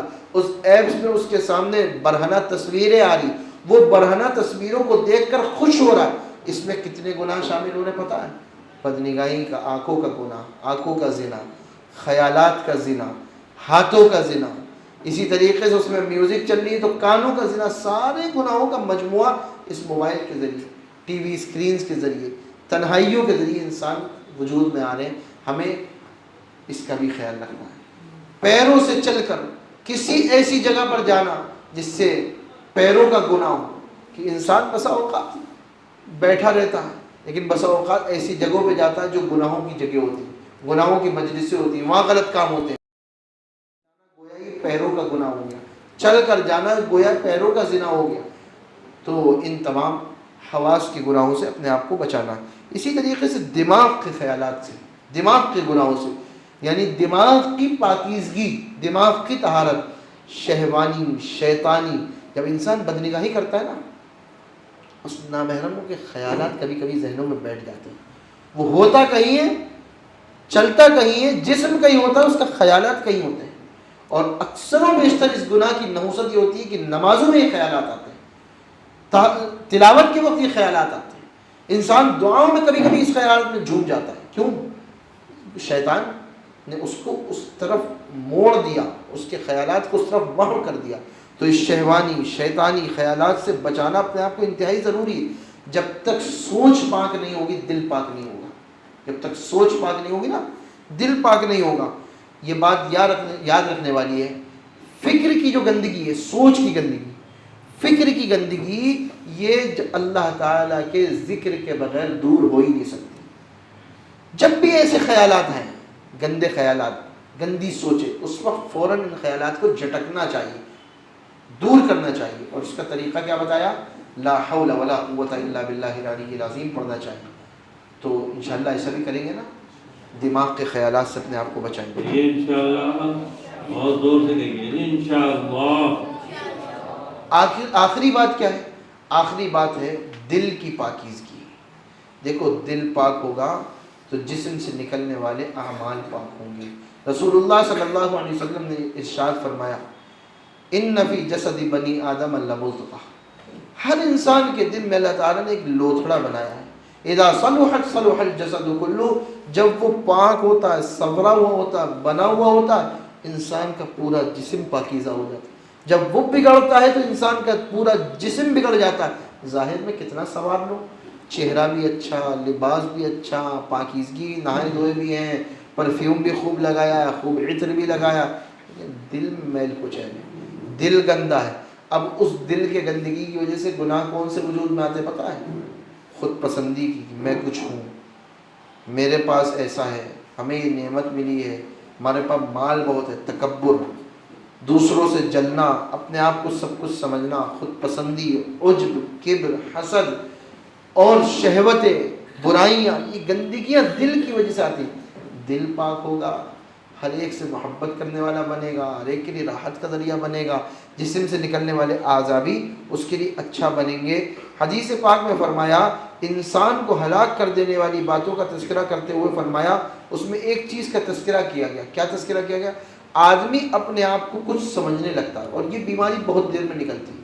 یہ دل کی بیماری ہے، یہ قلب کی گندگی ہے، اور قلب کی پاکیزگی سے ہمارے جسم کی پاکیزگی جڑی ہوئی ہے. تو آج ہم اس مجلس میں نیت کر کے اٹھیں، جو آپ کا ٹاپک تھا کلیننس ان اسلام، اسلام میں پاکیزگی. تو صرف ظاہری پاکیزگی نہیں ہے، صرف جسمانی پاکیزگی مقصد نہیں ہے، جسمانی پاکیزگی کے ساتھ روحانی پاکیزگی ضروری ہے. تو کتنی چیزیں بتائی گئی یاد ہیں آپ لوگوں کو؟ شروع سے چلتے ہیں. وضو کا طریقہ، وضو کے فرائض، وضو کی سنتیں، غسل کا طریقہ، غسل کے فرائض، غسل کی سنتیں، استنجے کا طریقہ، وضو کو توڑ دینے والی طریقے، غسل کو فرض کر دینے والی چیزیں، ناپاکی کب ہوتی ہے، انسان پاک کب ہوتا ہے، یہ جسمانی پاکیزگی کے تعلق سے بتایا گیا. اسی طرح روحانی پاکیزگی میں کیا بتایا گیا آپ کو؟ بتائیے، آپ بولیے، ہم نے یہاں تک بول دیا، بولیے آپ لوگ، آپ لوگ موجود تھے نا یہاں. کیا بتایا گیا سب سے پہلے؟ دل کی پاکیزگی کے متعلق بتایا ابھی آپ کو. اچھی غذا، پاک غذا، پاک لباس، طہارت کا کیسے خیال رکھا جائے، کپڑے دھونے میں بتایا مفتی صاحب نے. یہاں کتنی باریک باریک چیزیں بتائی ہیں کہ کپڑے کس طرح پاک کرنا چاہیے. گھروں میں دیکھیں، آپ لوگ جائیں گے، آپ کی امی، آپ کی بہنیں واشنگ مشین میں کپڑے دھوتی ہیں. اب آپ لوگ بڑے ہو گئے، ان کو تو معلوم نہیں ہے کہ آپ کے کپڑے ناپاک ہیں، تو آپ کو چاہیے کہ اپنے کپڑے خود پاک کر کے ڈال دیں واشنگ مشین میں، پھر اب دھل جائیں گے، ہے نا. آپ لوگوں کو چاہیے یہ. اسی طریقے سے کھانے کے سلسلے میں بتایا کہ بھئی باہر کی چیزوں سے پرہیز کرو، کیونکہ نہ معلوم کیا کیا ملا کر کے کھلایا جا رہا ہے ہم لوگوں کو ہمارا ایمان خراب کرنے کے لیے. گھر کی چیزیں زیادہ تر کھائیے، یا باہر کی چیزیں کھائیے تو دیکھ کر کے کہ ایسا آدمی جو دیندار ہو، ایماندار ہو، پاکی اور صفائی کا خیال رکھتا ہو، اس سے جا کر کے سامان لیں اور خریدیں اور کھائیں اگر ہم کو بہت ضروری ہو تو. ورنہ زیادہ تر کوشش یہ کریں کہ ہم اپنے گھروں میں ہی کھانا پکوائیں، اور اپنے گھر میں بھی ہم تاکید کریں اپنی بہنوں کو، اپنی ماؤں کو کہ بھئی ہم لوگ وضو کر کے کھانا پکائیں، اللہ کا ذکر کرتے ہوئے کھانا بنائیں. اس کی ایک روحانی کیفیت ہوتی ہے جو دلوں کے اندر بیٹھتی ہے، تو اس کا بھی بہت فائدہ ملتا ہے. یہ قرآن جو اللہ کا عظیم فرمان ہے، اللہ کی عظیم کتاب ہے، یہ ہمارے دلوں کے اندر موجود ہے. اور دل اگر پاک ہوگا تو قرآن ہمارے سینوں میں ٹکے گا، اور اگر دل ناپاک ہو گیا تو قرآن سینوں میں نہیں ٹکے گا. بیٹا یہ بنیادی باتیں جو ہیں یہ ہم لوگوں کو سمجھنے کی ہیں کہ اللہ نے ہم کو اتنی عظیم نعمت سے نواز دیا. اب اس کو ہم رکھنے کے لیے، اپنے سینوں میں رکھنے کے لیے، اپنی زندگی میں اتارنے کے لیے ہم کیا کیا تدبیریں اختیار کریں، ہم لوگ کیا کیا کوششیں کریں، ہم لوگ کون سی ایسی جگاڑ لگائیں جس سے کہ ہمارے اندر سینوں میں قرآن محفوظ رہے، اور قرآن نے جو عمل کیا ہے وہ عمل ہماری زندگی میں اترے. جو عمل کرنے کی تاکید فرمائی ہے پیارے نبی صلی اللہ علیہ وسلم نے کر کے دکھایا ہے، اس کو ہم کیسے اپنی زندگی میں اتاریں گے؟ وہ ایسے ہی اتاریں گے کہ ہمارا جسم بھی پاک ہو، ہماری روح بھی پاک ہو، ہمارا کھانا بھی پاک ہو، ہمارا پہننا بھی پاک ہو، ہم ہر طریقے سے پاکی حاصل کریں. الطہور شطر الایمان، ایمان کا حصہ ہے پاکی حاصل کرنا. اللہ کے نبی صلی اللہ علیہ وسلم کی حدیث ہم تک پہنچی، اور اس پر ہم کیسے عمل کر رہے ہیں یہ ہمیں سوچنا ہے، سمجھنا ہے. اب آپ لوگوں نے اتنی باتیں سنی کہ بھئی آپ کو وضو کا طریقہ معلوم ہو گیا، ماشاءاللہ غسل کا طریقہ معلوم ہو گیا، اس کے بعد کپڑے کیسے پاک ہو یہ بھی طریقہ بتایا، اس کے بعد ہمارا جسم کیسے پاک ہو یہ بھی بتایا، ہمارا کھانا کیسے پاکی کے ساتھ بنے یہ بھی آپ لوگوں کو بتایا گیا، اس کے بعد پھر ہمارا دل کیسے پاک ہو یہ بھی بتایا گیا. یہ ساری چیزیں اپنے جسموں میں، اپنے دلوں میں، اپنے دماغ میں بٹھا لیں گے اور اس کو عمل میں لے آئیں گے تو ہم کامیاب ہو جائیں گے انشاءاللہ. یہ ساری باتیں جو سنی ہیں یہ خالی سننے کے لیے نہیں ہے، یہ عمل کرنے کے لیے ہے نا. دیکھیے یہ آپ لوگ عمل کریں گے تو آپ کی دنیا بھی بہتر ہوگی اور آخرت بھی بہتر ہوگی. اور ہمارا مقصد کیا ہے؟ ہمارا مقصد دنیا ہے کہ ہمارا مقصد آخرت ہے؟ بتائیے. ہمارا مقصد آخرت ہے نا. ہمارا جو ٹارگیٹ ہے وہ جنت ہے نا. دیکھیے ہم ایک مثال دیتے ہیں آپ کو کہ اللہ نے فرشتوں کو بنایا عبادت کرنے کے لیے، وہ فرشتے عبادت ہی کرتے رہتے ہیں ہے نا. اسی طریقے سے انسانوں کو جب اللہ نے بنایا تو فرشتوں نے اللہ کی مخالفت کری کہ یہ آپ ایسے مخلوق کو بنا رہے ہیں جو کہ آپ کی نافرمانی بھی کرے گا، آپ کے کہنا بھی نہیں مانے گا، اور عبادت تو ہم لوگ کر ہی رہے ہیں. تو اللہ فرما رہا ہے کہ ہم نے تو انسان اور جنات کو پیدا کیا ہے عبادت کرنے کے لیے. تو عبادت کرنے کے لیے اللہ نے پیدا کیا، لیکن برائیوں سے بھر دیا. شیطان پیچھے لگا ہوا ہے، ہماری ساری برائیاں سامنے ہیں. تو وہ ساری برائیاں سامنے ہونے کے بعد بھی ہم ان برائیوں سے بچیں گے اور نیکیوں کی طرف جائیں گے. جب ہم برائیوں سے بچ کے نیکیوں کی طرف جائیں گے تبھی تو ہم اچھے انسان بنیں گے، اچھے انسان کہلانے کے قابل بنیں گے، اشرف المخلوقات کہنے کے قابل بنیں گے.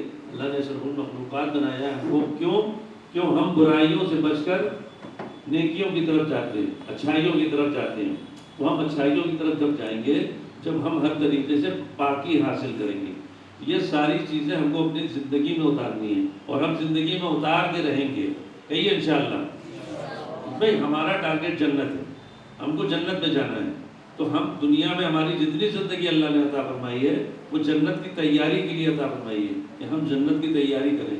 ہم اپنا کھانا پینا، سونا، جاگنا، پیشاب پخانہ کرنا اور پڑھائی کرنا، لوگوں سے ملنا، معاشرت، ساری چیزیں جو ہے وہ ہماری کاہی کے لیے ہے؟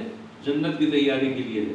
ہم وہ سارے کام جو ہماری زندگی سے جڑے ہوئے ہیں اسی طریقے سے کریں گے جس طرح پیارے نبی صلی اللہ علیہ وسلم نے، درود شریف پڑھی آپ لوگ بھی، پیارے نبی صلی اللہ علیہ وسلم نے ہم کو کر کے دکھایا، ہم تک ہمارے علماء نے پہنچایا، تو ہم کو اس پر عمل کرنا ہے انشاءاللہ تعالی. اب یہ باتیں آج طہارت سے متعلق آپ لوگوں تک پہنچا دی. اب ہم لوگ اس سلسلے میں یعنی عقائد کے اعتبار سے آئندہ جو ایپیسوڈ ہوگا، آئندہ ہم لوگوں کی مجلس ہوگی انشاءاللہ تعالی، اس میں عقائد کے اعتبار سے بات کریں گے. بھئی ہم لوگ کلمہ پڑھتے ہیں لا الہ الا اللہ محمد الرسول اللہ، ہے نا، یہ ہمارے ایمان کا حصہ ہے. اس کے بعد ہمارا عقیدہ کون سے کلمے میں جاتا ہے؟ آمنت باللہ وملائکتہ وکتبہ ورسلہ والیوم الآخر والقدر خیرہ وشرہ من اللہ تعالی والبعث بعد الموت. یہ ہمارے عقیدے ہیں، اس کے معنی، اس کی تفصیل 1 by 1 کر کے ہم کو اپنی زندگی میں اتارنا ہے، سمجھنا ہے اور لوگوں کو سمجھانا ہے۔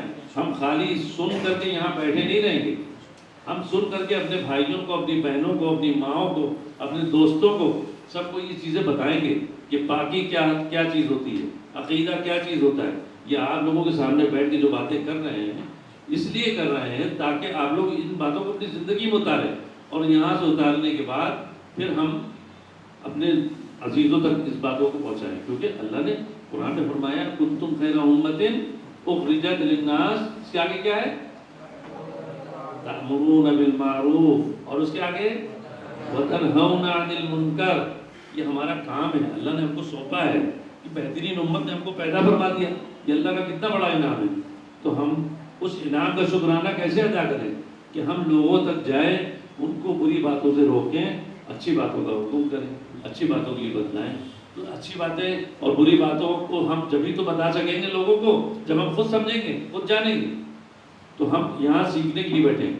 اب ہم نے دیکھیے ایک گزارش کری تھی پرسوں آپ لوگوں سے کہ آپ لوگ اپنے ساتھ اپنا ایک ساتھی ضرور لے کے آئیے گا۔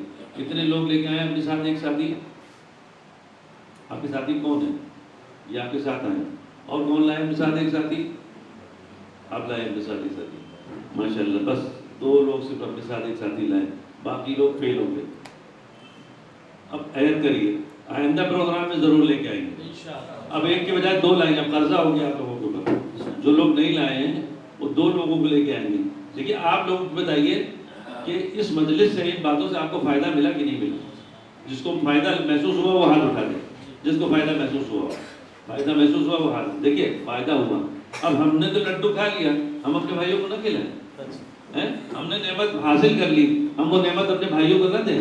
اور اللہ فرما کہ نعمتیں بانٹو، بانٹنے سے بڑھتی ہیں، جتنا بانٹو گے بڑھیں گی۔ اور یہ علم ایسی چیز ہے جو دنیا کا سب سے بڑا خزانہ ہے، اور اس خزانے کو جتنا بانٹو اتنا بڑھتا ہے۔ یہ علم حاصل کیا آپ نے، اس کو ہم دعا بھی کرتے ہیں ربی زدنی علما، دیکھیے پیچھے لکھی دعا ربی زدنی علما، اے اللہ اے میرے رب ہمارے علم میں اضافہ عطا فرما۔ ہم علم میں اضافے کی دعا بھی کر رہے ہیں، لیکن یہ اضافہ کیسے ہوگا، اس کی گروتھ کیسے ہوگی؟ اس کی گروتھ ہوگی دوسروں کو بانٹنے سے، انشاءاللہ دوسروں کو بتائیں گے۔